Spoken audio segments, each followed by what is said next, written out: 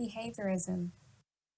Behaviorism, also known as behavioral psychology theory, is a theory of learning that informs us. All behavioral actions are learned through the interaction and effect of the environment around us through a process known as conditioning. Therefore, to simplify it, behavior is a response to environmental stimuli.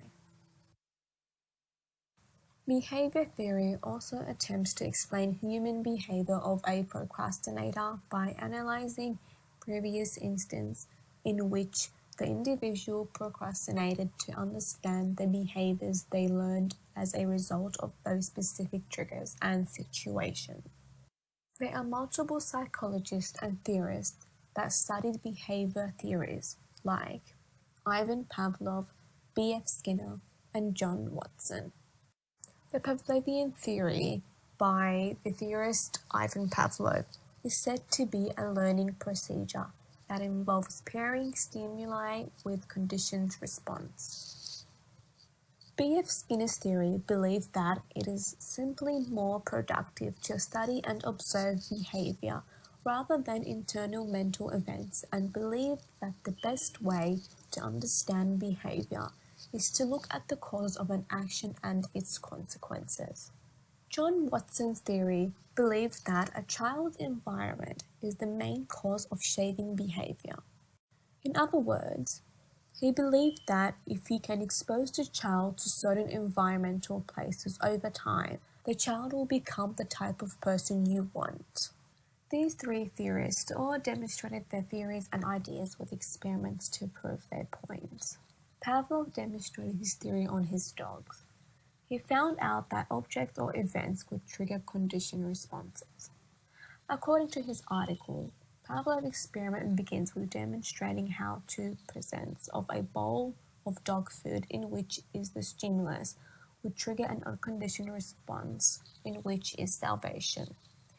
He noticed that his dog started to associate his assessment with food, creating a response.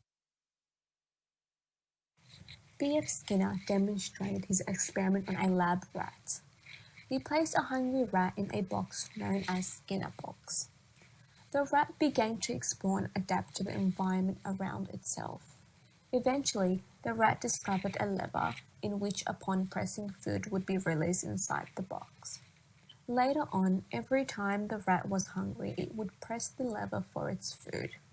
The action of pressing the lever is an operant response behavior, and the food is a reward. John Watson's experiment was on a baby. He called his experiment Little Albert. Watson exposed the child to a series of stimuli including rats, a rabbit, a monkey, a mask, a burning newspaper when he was 9 months old to observe the child's behavior. The boy did not show any fear towards the objects. The next time Albert was exposed to the rat, Watson made a loud noise by hitting a metal pipe with a hammer, and the child began to cry. After pairing the rat with the loud noise, Albert began to cry every time he saw the rat. The experiment presents an example of how classical conditioning can be used. According to behavioral psychology, there are two types of conditioning: classical and operant conditioning.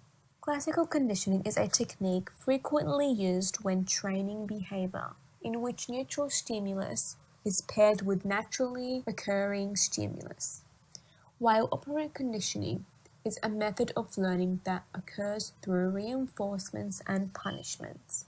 Behaviorism is used as a basis for creating assessments and strategies. According to Ertmar, there are many assumptions that have direct relevance that can be linked to assessments. These are producing observation and outcomes in students, pre-assessment of students to determine where instruction should be, mastering early steps before progressing, using reinforcement to impact performers, use of cues, and shaping and practice. NAPLAN. What is NAPLAN? The NAPLAN, known as the National Assessment Program, is run by the Educational Council. NAPLAN includes the program Literacy and Numeracy, 3 yearly sample assessments in science literacy, civics, citizenship, and information and communication, Technology and ICT. The Australian Curriculum Assessment and Reporting Authority is the main authority and responsible for managing NAPLAN for all states and territories. NAPLAN is an annual assessment for all students in Year 3, 5, 7 and 9. It is a test that determines your skill and knowledge for every child. The test covers skills like reading, writing, grammar, spelling, punctuation and numeracy. NAPLAN is taken every year during May for the following year students that are mentioned above. Teachers or independent markers mark the test for the writing section and the marking machine will mark the multiple choice part. Importance and benefits. The benefits of NAPLAN are to help students achieve the learning outcomes as well as provide increased accountability for the community. Schools can gain information about how the students are performing and what are their strengths and weaknesses in literacy and numeracy. With this information, schools can help the child achieve their goals and skills. The students' NAPLAN results are also important to the education system because 1. The test results provide information on the progression of the child and how they compare to their peers and other children across the country. 2. The test results can help the government with data to find priority areas for resources so they can see what the children and schools need funding in. 3. The test results help teachers make strategies on the things that the students need. 4. The test results help provide parents with information on how their children is doing and their level compared to other students. 5. The test results help provide students with an opportunity to demonstrate what they have learned in school. Sample students from all around the states participate on the trial testing. The trial determines whether or not the tests are suitable and covers all the outcomes and skills. Although they do trial testing on sample students, the NAPLAN test may not be reliable as not all tests are 100%. There are methods used to indicate that the reliability of the NAPLAN test is high enough to fit for the purpose. Adjustments are also provided for students with disability. The Australian government encourages all students to access and do the NAPLAN test no matter their level of knowledge and skill. These adjustments are also available for NAPLAN online, which will be a new thing coming due to COVID-19. Students who are absent on the day of the test will be given a second chance catching up session by the principal another day when they attend school. The duration of the NAPLAN test is divided between writing, reading, conventions of language, and numeracy. Writing is 42 minutes for all 3 years, reading is 45 minutes for Year 3, 50 minutes for Year 5, and 65 minutes for Year 7 and 9. Conventions of language is 45 minutes for all 4 years, numeracy Year 3 is 45 minutes, Year 5 50 minutes, and Year 7 and 8 65 minutes. Writing will be 2-day test windows and reading is linked to conventions of language test. With online schooling, students are able to complete the test within the 9-day testing window. Behaviorism and NAPLAN. The two theorists' work, Pavlov on classical conditioning and Skinner on operant conditioning, have both provided evidence-based research on behaviorism. With the relationship with cognitive theory, behavior helps all children with life skills that is proven to be efficient in contexts that requires performance of dependent and independent tasks. The main strength of behaviorism is the test results of NAPLAN or any other test can be reliably reproduced experimentally, such as Skinner's box. Other strengths of behaviorism states that 1. Objectives allow the learner to focus on one goal instead of multiple at the same time, which allows the student to give their full attention to the one goal. 2. Using time more efficiently, meaning when your behavior is consistent with your objectives, you are managing your time effectively. 3. The success of outcomes are easily measured by the test results. 4. People cannot measure your strength and ability inside your mind by just looking at you. However, we can measure it through your test results and work. 5.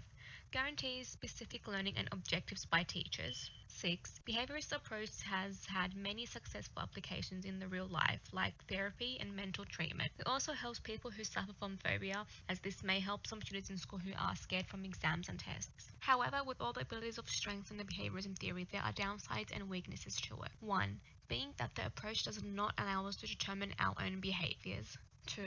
Many people argue that behaviorism is a one-dimensional approach to understanding human behavior and that the theorists do not account for free will and influence such as moods, feelings, and thoughts. It is more relevant and used on animals and humans when experimenting, and that humans have higher cognitive process than animals. 4. People do not consider behaviorism for other types of learning, especially learning that happens without the use of punishments and rewards. With all the strengths and weaknesses also comes opportunities and threats. Some of the threats can be that the teacher teacher that marks your work part may not mark it 100% correct, and students may miss out on a few marks, as well as planned changes and not being able to take the test in school, as we all have seen during COVID-19. Another threat can be towards the school reputation when they upload the test results online for everyone to see. This affects the child and parents' attitude towards the school for exposing something that they do not want anyone else to see. The opportunities are that the students can look back at their marks after receiving it and work on the things they have wrong.